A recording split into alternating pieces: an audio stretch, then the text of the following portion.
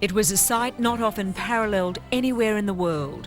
A virtual flotilla of sleek, sharp yachts powering round the boys in a tussle for the coveted title of Etchells World Champion. Queensland's Moreton Bay lived up to its reputation to provide the unexpected and the challenging, and host club, the Royal Queensland Yacht Squadron, surpassed its reputation to turn on what's considered to be the most successful Etchells World Regatta ever.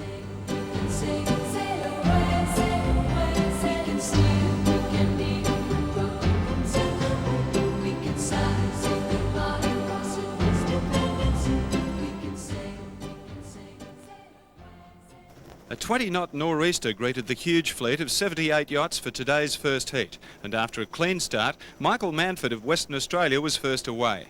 As they approached the first mark, Sydney's Cameron Miles in Big Time 2 was just ahead of Ian Murray's North Sydney station. Bertrand tacked superbly to nose into third spot ahead of Bichel, with Connor sixth. As the fleet converged, it was like Queen Street at peak hour without traffic lights. Tim Patton's Morning Glory of Bermuda was holed and several other boats collided in the chaos. The Scarlet Spinnaker of Murray's boat swept to the lead on the second downwind leg. Colin Bichel moved into second spot, and John Bertrand showed his tactical nous in some clever tacking duels to take third spot. Spectator craft had trouble keeping up, even powerboats like Bloodhound. And as they came to the finish, it was Australia 1, 2, 3. Murray, Bichel, Bertrand. With the south-southeasterlies gusting up to 20 knots, it was a frenetic start, and obviously the bulk of the fleet timed their run to the line badly. Officials have ruled that 69 boats from the 78-strong field broke the line before the gun. Every one of them has been disqualified, including the sport's superstars Connor, Murray, Bertrand, Bichel and Smith. Unaware of their mass indiscretion, the sailors continued and Condy revelled. He's seen Waterloo Bay like this 100 times, and he picked his way through the familiar short, sharp swell deftly. Getting the benefit of clear air, Condy held them all at bay, flying down breeze and working superbly upwind. But his first ever World Championship heat win was to no avail. The top 20 boats home were disqualified, giving Englishman Eddie Warwick victory, with Brisbane's famous Bishop family coming in third. But there are at least half a dozen protests pending. The series is now wide open, and discussion tonight at Manly will be heated. It was a day for those with strong boats and strong stomachs. A 20-knot sou'easter and a choppy 2-metre swell made conditions unpleasant for competitors and spectators, but the Americans were out in force to support their 9 boats. Dennis Connor made a tactical error in this morning's third heat, tacking away from the fleet on the first leg and fell well behind. But after some spinnaker problems, he recovered to take third in the afternoon heat. Fellow American Kurs Clausen collided with Hong Kong's Mark Thornbarrow, and after completing the mandatory 360-degree penalty turn, Clausen was out of contention. The British contingent didn't fare well either, Eddie Warwick being squeezed out on the first mark and losing valuable time, and Mike Law having trouble setting his kite in the first heat to slip behind. Sydney boat Golden Parachute, skipped by 18-foot champion Ian Brown, dominated the first heat, but a protest was lodged against the crew not wearing life jackets. The boat, with Colin Bichel at the helm, was second in Heat 3 from Colin Binet's Hot Property.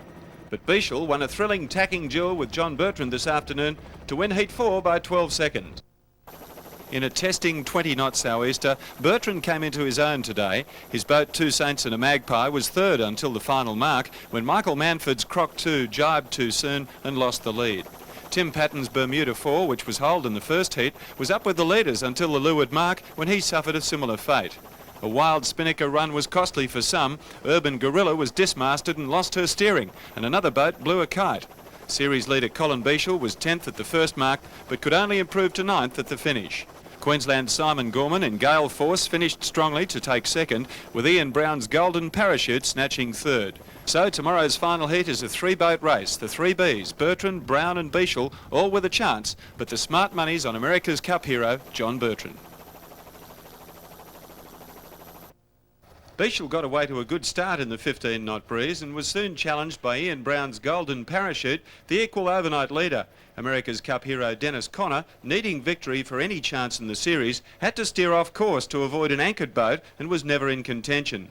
However, fellow American Judd Smith in Valkyrie was a close second over the early stages, with Larissa of Hong Kong third.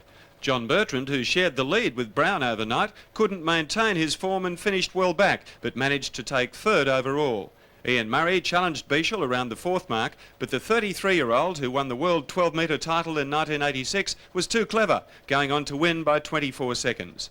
With top 10 finishes in 5 of the 6 races, Colin was too consistent and ranks his first Etchells title as the highlight of a glittering career. I think I'd probably put that as a highlight for sure. As you say, it was a very good field. There's a lot of past world champions, a lot of America's Cup skippers, a lot of very good Etchell class sailors who've been sailing boats for a long time, who are very good sailors in their own rights. And Ian Brown, he's an Olympic medalist, and so we're very happy with that result.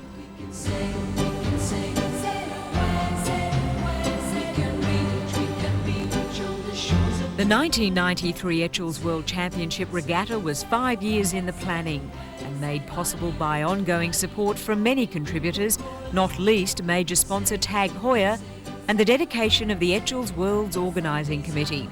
Etchells sailors around the world are now gearing up for their next biggest challenge, the '94 World Series in America.